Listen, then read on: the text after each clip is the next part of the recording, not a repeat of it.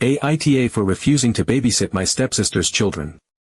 My dad threatened to stop funding my education, leading to family secrets being exposed and strained. This is a bit of a mess, so I'll do my best to explain the situation clearly. I'm 23 years old, a full-time college student juggling classes, part-time work, and trying not to lose my mind in the process. I live in a tiny apartment, not glamorous, but it's my space and I take pride in paying for most of it myself. Life is stressful but manageable, until family drama decides to dropkick me in the face. For some background, my dad, who is 56, married my stepmom, Denise, about 6 years ago. I was 17 at the time, and while I wouldn't say it ruined our relationship, things definitely changed. Denise is fine, she's not evil, not wicked stepmother material, but we don't really click, if that makes sense. She's one of those overly cheerful, overly let's be a big happy family types, which I sometimes find exhausting. But I tried to keep things civil for my dad's sake. Denise has a daughter named Sarah, who is 30. Sarah and I have never been close, and I doubt we ever will be. She's polite to me and I'm polite to her, but that's where it ends. I barely know her, and it feels like she barely knows me. The main reason for that distance is we are just different people. Sarah is a mom of 3 kids, all under the age of 6, and her life revolves around her children. I get it, she's busy, her life is chaotic, and on top of that, she's a single mom.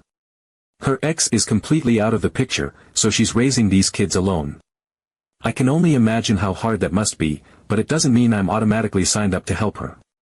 Now here's where the problem comes in. My dad and Denise have this weird assumption that because Sarah is my stepsister, and her kids are family, I'm somehow responsible for helping out. Translation: babysitting. It started small. Maybe a year or so after my dad remarried, Denise would call me up on short notice asking if I could help out and watch Sarah's kids. It was always framed as a family favor, something I should want to do. At first, I felt bad saying no. I didn't have the strongest boundaries back then, so I'd agree. It's just for a few hours, I'd tell myself. It's no big deal. And when I say I'm not a fan of babysitting, I mean it. It's exhausting. Sarah's kids are sweet, but they are a handful. 2 of them are toddlers, and the baby cries more than I thought was humanly possible. The chaos in that house is next level. But here's the thing, once you say yes a few times, people start to expect it. What started as small, occasional favors turned into constant last-minute requests. Hey, Sarah needs someone to watch the kids tomorrow. Can you swing by at 9 a.m.? Or worse, Sarah has a work emergency. Can you drop everything and help her out? They never asked if I was free, or if I was okay with it. They just assumed. For a while, I tried to be accommodating because, you know, family. But it reached a point where I was putting my own life on hold to watch kids I barely know. I had to skip study sessions, call in late to work, or cancel plans just to help out. It started to feel like I was being treated as a free, on-call babysitter. And what really got to me is that Sarah herself never seemed to appreciate it. She would drop the kids off and leave with barely a thanks. Denise would always be the one to ask, and my dad would give me these guilt trips about how important it is to be there for family. Now fast forward to last weekend, which was my breaking point. Sarah was invited to a wedding, an overnight wedding. She needed someone to watch her kids for a full 24 hours, and instead of asking me directly, Denise decided to volunteer me. She called me up a few days beforehand and started the conversation with, "Hey, I told Sarah you'd watch the kids this weekend since it's such short notice and you don't have anything going on." Excuse me? First of all, I did have something going on. I had a huge project due for one of my classes, and I had already blocked off my entire weekend to work on it. Second, even if I didn't have plans, it is not my job to spend a full day and night wrangling 3 small kids. I said no immediately. Denise didn't take it well. She tried the classic guilt trip method. "Oh, come on. It's just one night. Sarah never gets a break, she's doing her best as a single mom. You know how hard it is for her." I still said no. I told her I had my own responsibilities and couldn't drop everything to help Sarah. Denise sighed dramatically and said something about how I was making this harder than it needed to be. I held firm, and the conversation ended awkwardly. I thought that was the end of it. Nope. A couple of hours later, my dad called. I could tell he was already annoyed because he skipped the small talk and went straight into it. Why are you being selfish? Sarah needs help, and you're just sitting there doing nothing. Those kids are family, and you need to step up. I was honestly stunned. I told him I wasn't doing nothing, I had an important project due, and even if I didn't, I wasn't obligated to babysit just because we share some loose definition of family. That's when my dad said something that really stuck with me. He said, "We've helped you so much over the years, and this is how you repay us." I was confused. What help was he talking about? I cover my own rent, groceries, bills, everything except tuition. And while yes, my dad helps pay for my classes, that's something he chose to do because he wanted me to finish school without drowning in debt. It wasn't a trade-off. So I asked, "What have you done for me that I owe you for?" He got defensive. "We've given you so much love and support. And now you're acting ungrateful." I told him love and support should not come with strings attached, and it didn't entitle him to volunteer my time. He did not like that. He started yelling, telling me I was selfish and lazy, and that I needed to change my attitude. And then he dropped this gem. "If you keep acting like this, I'm going to stop paying for your tuition." I honestly didn't know how to respond. I was so angry, but I was also hurt. I have worked so hard to be independent. I pay for everything else in my life, and the one thing he helps me with is now being held over my head because I refuse to babysit. I ended the call before I said something I would regret. So now here I am, feeling stuck. I don't think I'm wrong for saying no. I don't think I owe anyone my time just because we're family. But at the same time, I can't afford to lose tuition help. I feel like my dad and Denise are trying to manipulate me into doing what they want, and it's unfair. Am I being selfish here? Am I missing something? Because right now, it feels like I'm being punished for having boundaries. Update 1. Well, Reddit, I did not expect my last post to blow up like it did. I guess I hit a nerve with a lot of people who have dealt with family overstepping boundaries. Buckle up, because things went from awkward family tension to full-blown dumpster fire real quick. Here's the sequel, and it's a wild ride. After my dad's lovely threat to stop paying for my tuition because I wouldn't babysit Sarah's kids, I did something I never thought I'd do. I calmly told him, "If you feel that way, maybe it's better if I stop taking your money altogether." There was a long pause on his end, like I just slapped him through the phone. Then he hung up without another word. Honestly, I didn't expect him to hang up. My heart was pounding, but I also felt this strange sense of calm. For the first time in a long time, I'd stood my ground, and I wasn't backing down. I knew what would come next: family guilt trips, texts, calls, probably some choice insults. What I didn't expect was how quickly things escalated. The next morning, my phone started blowing up. First up was Denise. Long paragraphs about how I was tearing the family apart, how I was being selfish, ungrateful, and didn't understand the concept of family duty. My favorite line was, "Sarah has no one else to lean on, and you've made her feel abandoned in her time of need." Oh, please. This isn't about Sarah feeling abandoned, it's about Denise and my dad needing to look like the perfect supportive parents to their precious older daughter. Then Sarah chimed in. She texted me directly, and I was honestly surprised. Like I said in my last post, Sarah and I aren't close. She's polite, I'm polite, and that's where it ends. But her text had this tone of quiet disappointment, like a teacher telling you they're not mad, just disappointed, which is honestly worse. She said something like, "I thought you cared about family. I don't ask for much, and I just needed one night. It's really sad that you couldn't step up when I needed you." Sarah didn't ask for much. Really? Because from where I'm standing, I've been helping out a whole lot for someone who never asked. I didn't respond to either of them. I knew anything I said would just get twisted into more fuel for their fire, so I left them on read. For a couple of days, things were quiet. I assumed my dad was giving me the silent treatment, which I was fine with. Then my mom called. My parents divorced when I was 10, and while my mom and I are close, she usually stays out of drama involving my dad. So when she called and said, "What's going on with your dad?" I heard some stuff from friends, I was floored. Apparently, Denise had been venting to mutual friends about how I was disrespectful and selfish, which made its way back to my mom. I groaned and gave her the full play-by-play. The babysitting, the guilt trips, my dad threatening to cut off tuition, everything. When I finished, my mom got really quiet. She let out this long, deep sigh, like she was debating whether or not to say something.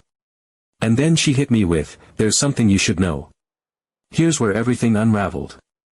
It turns out that my dad has been financially supporting Denise and Sarah for years.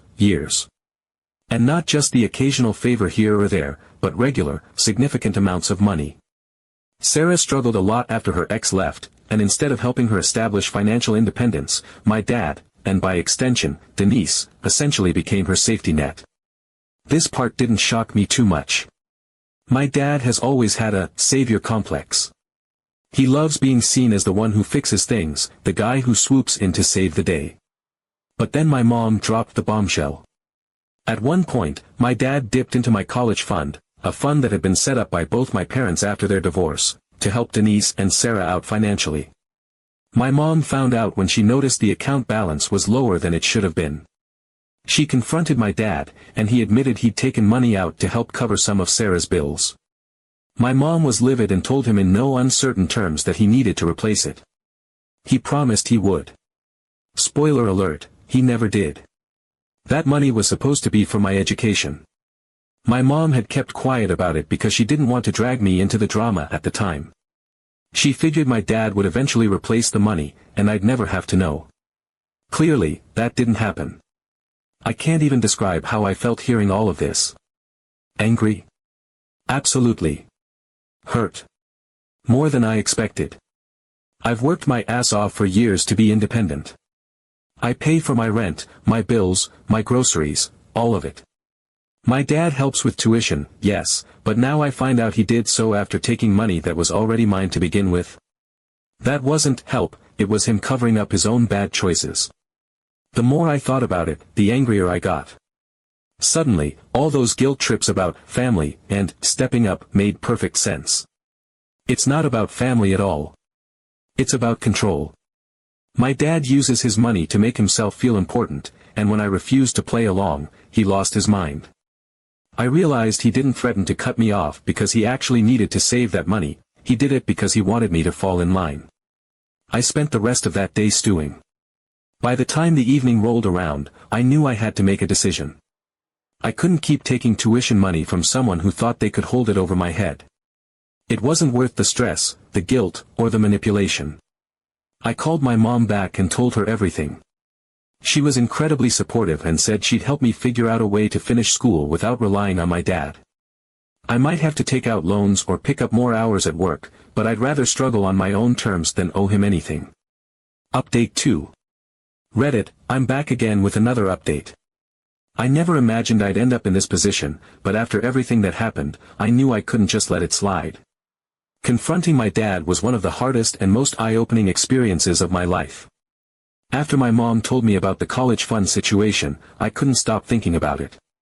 It felt like a puzzle I'd been trying to solve for years had finally come together. My dad's guilt trips, his constant lectures about family, and his over-the-top support for Denise and Sarah suddenly made so much more sense. It wasn't about love or duty, it was about covering up what he'd done. And the more I thought about it, the angrier I became. I wrestled with whether or not to confront him. A part of me wanted to let it go, to just walk away and move on. But deep down, I knew I couldn't. This wasn't just about money, it was about trust. My dad had taken something that was meant for me and used it to support Denise and Sarah without even telling me. That betrayal cut deep, and I knew I wouldn't be able to move forward without addressing it. So, I decided to call him. I wanted to be calm and measured, I didn't want to give him any room to twist the situation into me being the emotional, or selfish, one. When he picked up, I started by asking a simple question: did you take money from my college fund to help Denise and Sarah? At first, he denied it. He acted confused, almost insulted that I would even suggest such a thing. But when I mentioned that my mom had shown me old statements, his tone shifted. There was a long pause, and then he admitted it. Hearing him say it out loud felt like a punch to the gut. He tried to justify it, of course. He went on about how hard things had been for Denise and Sarah after Sarah's ex left, how they needed help to stay afloat, and how he didn't see any other option. He framed it like he'd been some kind of hero, swooping in to save the day. But all I could think about was the fact that he'd done it behind my back, without even considering how it might affect me. I told him I felt betrayed. That money wasn't his to give, it had been set aside for my future, and he had no right to take it. Instead of apologizing, he got defensive. He said I was blowing things out of proportion and that it wasn't a big deal because he'd always planned to replace the money. That made me even angrier. If he'd really planned to replace it, why hadn't he done so? Years had gone by, and not a single cent had been put back. Then I asked the question that had been nagging at me since my mom told me the truth: did Denise and Sarah know where the money came from? He hesitated. That hesitation told me everything I needed to know. They didn't know. They had no idea that the financial support they'd been receiving came at my expense. My dad had been playing the role of the generous provider, using my college fund to make himself look good. And now he was asking me to keep quiet about it. He begged me not to bring it up with them. He said it would cause unnecessary drama and hurt the family. But at that point, I was done. I realized I couldn't trust him anymore, not with my future, not with my boundaries, not with anything. The person I thought my dad was didn't exist. The man on the other end of the line was someone who would rather jeopardize his child's education than admit he couldn't afford to support his new wife and her daughter.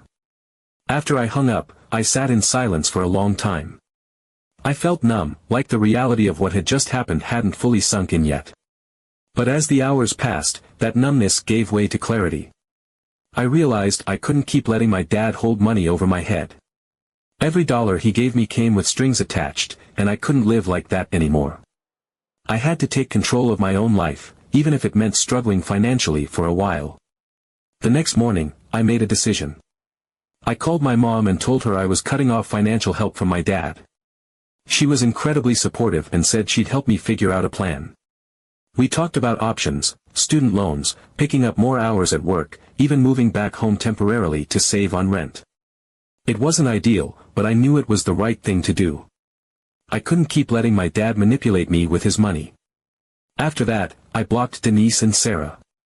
I didn't want to deal with their guilt trips or their disappointment.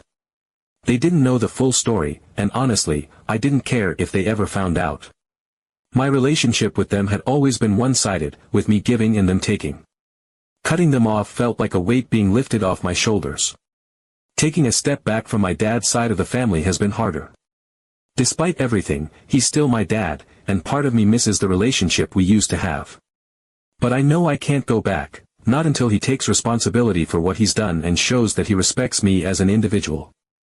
I don't know if that will ever happen, but I'm okay with that. I'd rather have no relationship with him than one built on manipulation and broken trust. In the weeks since all of this happened, I've started to rebuild. I picked up extra hours at work and applied for some small scholarships to help cover tuition. It's not easy, and there are days when I feel overwhelmed, but I also feel free. For the first time in a long time, I'm living life on my own terms. No more guilt trips. No more obligations. Just me, taking control of my future. Update 3. Hey, Reddit. I'm back with yet another update, and this time, things took a turn I never could have seen coming. After I cut ties with my dad, Denise, and Sarah, I was doing my best to focus on my own life. I picked up extra shifts at work, started putting together scholarship applications, and honestly, I was starting to feel a sense of peace I hadn't felt in years. For the first time, there were no guilt trips, no sudden babysitting requests, and no lectures about family duty. It was just me, building my own life on my own terms. But of course, the peace didn't last long. About a week after I blocked Denise and Sarah, I got a Facebook message from someone I didn't recognize. It was one of Denise's relatives, let's call her Emily, who I'd only met a couple of times at family events. Her message started with an apology for all the drama, and said she didn't want to overstep, but she felt like I needed to know what was going on behind the scenes. Intrigued, and honestly, a little wary, I kept reading. What she said completely floored me. Apparently, Denise had been ranting about me to anyone who would listen. She painted me as the selfish, ungrateful stepdaughter who had turned her back on family, refusing to help a struggling single mom. The usual. I wasn't surprised. Denise had always been good at playing the victim when things didn't go her way. But then Emily dropped a bombshell. In one of Denise's rants, she let it slip that Sarah's dad wasn't the deadbeat we'd all been led to believe. For years, the story had been that Sarah's dad abandoned her and Denise when Sarah was little. Denise always made it sound like he was a classic deadbeat, unreliable, uninterested, and completely out of the picture. But according to Emily, that wasn't the whole truth. Sarah's dad hadn't abandoned them.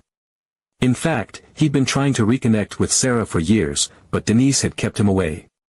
Apparently, he didn't want to support Denise financially, and that was enough for her to shut him out of Sarah's life. Denise had even gone as far as intercepting messages from him and telling Sarah that he didn't care about her. I couldn't believe what I was reading. On one hand, I wanted to stay out of it. This wasn't my battle to fight, and I'd already decided to cut ties with that side of the family. But on the other hand, Sarah deserved to know the truth. As much as her constant babysitting demands had driven me nuts, she wasn't the villain in this situation. She was as much a pawn in Denise's manipulations as I had been, maybe even more so. After sitting with it for a day, I decided to send Sarah a message. I kept it short and to the point, explaining what Emily had told me and saying that while I wasn't getting involved beyond this, I thought she deserved to know the truth. At first, she didn't respond, and I assumed she either didn't believe me or didn't want to deal with it. Fair enough, I'd done what I felt was right, and the ball was in her court. A few days later, though, I got a reply. Sarah said she didn't believe me at first but decided to do some digging just to be sure. What she found shocked her. Apparently, her dad had been reaching out over the years. She found old messages from him, messages that Denise had hidden from her. There were emails, letters, and even social media messages that Denise had either intercepted or deleted before Sarah could see them. He'd been trying to reconnect with Sarah since she was a teenager, but Denise had made sure it never happened. Sarah was furious. She felt betrayed, understandably so. For years, she'd believed this narrative that her dad didn't care about her, that he was just another absent father who'd walked away. And now she was realizing that her own mother had kept them apart out of spite and financial convenience. Sarah didn't go into detail about what she planned to do next, but it was clear her relationship with Denise was on shaky ground. Meanwhile, I was dealing with my own feelings about the whole situation. On one hand, I felt a strange sense of validation.